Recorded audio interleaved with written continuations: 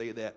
If you were here 2 weeks ago, we started a series that we're going to end up today, if I can be quick about it. Somebody say, I believe in God, and I'm praying for the preacher. All right, I see how it is. But the reason we dressed up and dressed up the stage and all this is we started talking about on a mission. And in case you weren't here, 4 quick principles. God called us to be on a mission or have a clear direction of where we're going. Is that too deep for anybody? Everybody understands that? All right. To get to your mission and complete it, we have to have things called submission. Submission, 2 words. Sub, to go under or subcategorize things under your mission. It's called prioritizing. It's a natural perspective, but it will change your life if you apply it. In other words, there's some things that you can't do. Why? Because you're on a mission. You've got to have some submission, in other words. In other words, that means you can't run around and do all the stuff you used to do, because if you keep doing what you've always done, you'll get what you've always got. I know English majors wave at me and say pray for them, but you know that it's the truth when I say it. So we have to have submission. The next category that we find ourselves in is that all of us have things inside of us that will subvert us from completing our mission, so we have to have remission. Somebody say remission. That's the term the doctors use when the cancer that was eating your body begins to digress and go backwards. All of us have things that will eat away of our purpose, our destiny, and steal time away from us, and we'll sit here in a place where days turn into weeks, and weeks turn into months, and months turn into years, and all we can do is talk about what we wanted to do, and we never do it. So we have to have remission in our life where we stop the deterioration of purpose and destiny in our life. And my favorite point of it all is, how do you get admission, or how do you get in on your mission? The first step is salvation. It's not the end result, but once you become saved, you get in on your mission, and God not only wakes you up to the purpose He's already placed in you and the giftings and the talents, but He will also help you discover how to use those things, because it's one thing to have it, and it's another thing to know how to use it. Is that enough of a review? Can we go into this week? We're talking about on a mission. I want you to think about that for a second. I have to speak from my heart just a second before I really go into things, because I find that it took me quite a while to understand myself, as I'm sure each of you are on a lifelong journey to understand yourself and your personality. And I found myself going through life frustrated because I'm wired. I'm the type of person, I hate to have meetings and talk about something and just talk and never do anything. I don't know if we have anybody that's like that.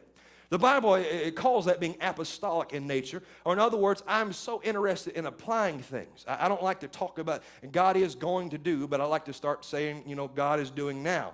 And I'm the type of person that generally, I live in tomorrow and I tolerate today. What I mean by that is that I'm constantly looking for the future, and many times that gets me in trouble. Thankfully, I've got my wife who slaps me back in line and tells me, guess what? Sometimes you do have to celebrate in stages, and I appreciate just the generosity she has to so eagerly take care of me and correct me when I'm wrong. I give her honor, and I love her for that. But it gets me into trouble, because if I'm not careful, God will do something great, or I'll get something accomplished, and I never take time to celebrate, because I'm always ready to move on to the next thing. I don't know if we have anybody like that, but I want you to understand that's my mindset, and if it's not yours, just somebody say, pray for the preacher. I said all that for a reason, because I see in church, and this is just my point of view, and if it's not yours, it's okay, because I believe that there's balance in everything. But I believe as a church that we're one of the most ineffective bureaucracies in all of the world. I really mean that. I do. What I mean by that is that we are pros. We are absolutely phenomenal in talking about doing stuff and never getting it accomplished. We really are. We have committees to pick out carpets and light bulb changing committee, all the kinds of committees. And yet in all of our committees, I would actually compare it if I go in. I'm not going to talk too much about the government because I don't want to get anybody mad at me, but pray for the election. I found a startling statistic talking about the Department of Agriculture. Did you know that there's more people that are employed by the Department of Agriculture than there are farmers? That don't make sense to me. It really doesn't. To think that we've got more people that's working to make sure people are growing things than we actually have people that are growing things. And the reason I could kind of poke fun at that is because the church many times is the same way. We usually have more people on committees and more people making decisions and more people on boards than we have people sitting in our seats. That would be like having 1,000 people working for the church and 5 people coming to it. Is anybody seeing the inconsistency and the balance of it all? And what I find is that God is calling us to bring some balance, And part of understanding my calling for myself is that I understand where order needs to be given. I really do. That's a lesson that I had to learn in myself. I hate for things to be a mess. I'm not the one that wants to clean up the mess. And it gets quiet. Because every husband in this place said amen. I like things to be in order, but I don't like to put them in order. So I have my wife, who's the exact polar opposite, who can't sleep until everything is in its place. So when I'm talking about our predicament in the church and being on a mission, I'm talking about having submission, admission, remission, all those things, but inevitably I'm talking about finding some order. And why is order important? Order is something that you do when you go through the drive-thru at Wendy's, but it's more than that. What really order is, it's having a clear-cut plan in the sense that gives direction. And why is direction important? Because it gives empowerment. Empowerment. Somebody try saying empowerment. Isn't that important? I just like saying that, empowerment. It makes me feel better about myself. And if I'm empowered, I realize I can do more than what I could do by myself. Why? Because I'm empowered to do it. And I find that order brings empowerment. Order brings empowerment. We talked about Wednesday that Jesus had to learn submission, right? He had to learn obedience. His mother came in. He had run off for 2 days and was preaching in the synagogue to the teachers at the age of 12, just absolutely blowing the scholars' minds. They couldn't understand his wisdom. And his mama came in and said, "You better get in the truck because we're going home." That's what she said in a roundabout way. I don't know how she said it, but we don't see Jesus doing that anymore until he turned 30-something. Isn't it amazing? I don't know what she said, and it said that he had to learn obedience. So in other words, being submissive, being in order, being subjective, it's not something that comes naturally. It's something that we have to learn to do.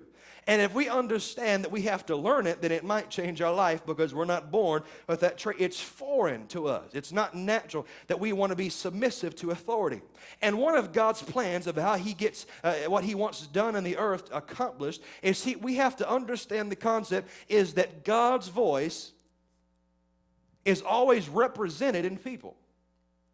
Generally, God's voice to you is always represented in the one above you. Can I prove it to you? 1 Samuel chapter 3, verse 4. Let's look at this, and I'm going to try to get through this together. The Lord called Samuel, and he answered, "Here I am." Verse 5.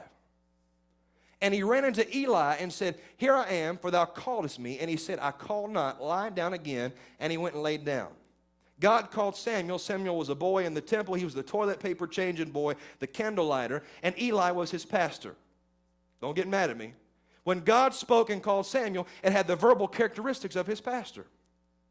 I know it's quiet, but let me read a little bit more to you. Go ahead to the next verse there for me.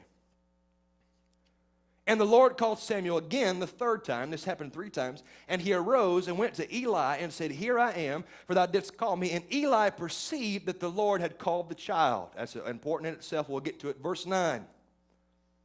Therefore Eli said unto Samuel, "Go lie down, and it shall be, if he call thee, that thou shalt say, Speak, Lord, for thy servant heareth." So Samuel went and laid down. He did what his leader said to do. Verse 10, we'll bring it to a close on this one. And the Lord came and stood. So not only did the Lord start calling, but then he got his attention that the Lord came and stood by him and called at other times. In other words, it was a continual thing. Samuel, then Samuel answered, "Speak, for thy servant heareth." Very, very quickly, what happened? Not only did Samuel understand that God's voice had the same characteristics of his leader, but his leader had to be cognizant and aware of the fact to understand what God was saying to those underneath him. So it goes both ways. In other words, I'm not worth my salt if you come to me for direction and I can't give you any. I have to be in tune with him in a sense. And I'm going to talk about myself for a minute, but guess what? We're going to flip the script and talk about you in a moment. So don't get all uptight on me just for a second. I'm not trying to put myself up on a platform, a podium, but understand that the leader's job was then to interpret what God was saying and then give direction. And because he gave the right direction and then Samuel listened, the byproduct is that God no longer made long-distance phone calls, but he drew near. And as he drew near, he continued to talk. And Samuel could hear God talking because he obeyed his leader. And it gets quiet. It gets quiet. It's a system, a pattern of events that God set up and orchestrated for all of us to understand we have to learn obedience. Somebody say obedience. Obedience. I know you didn't want me to say it, but I did it anyway. Let me give you a quick illustration. Give me 5 people dressed in camo to run down here as quick as you can. Not all at one time. It's all right. There we go. We got one. We got two. I need three more. I need three. There we go. All right. There we go. Make a straight line for me right through here. Just stay. There we go. Okay. I need two more. Can I get two? Can I get two? Give me one more. One more.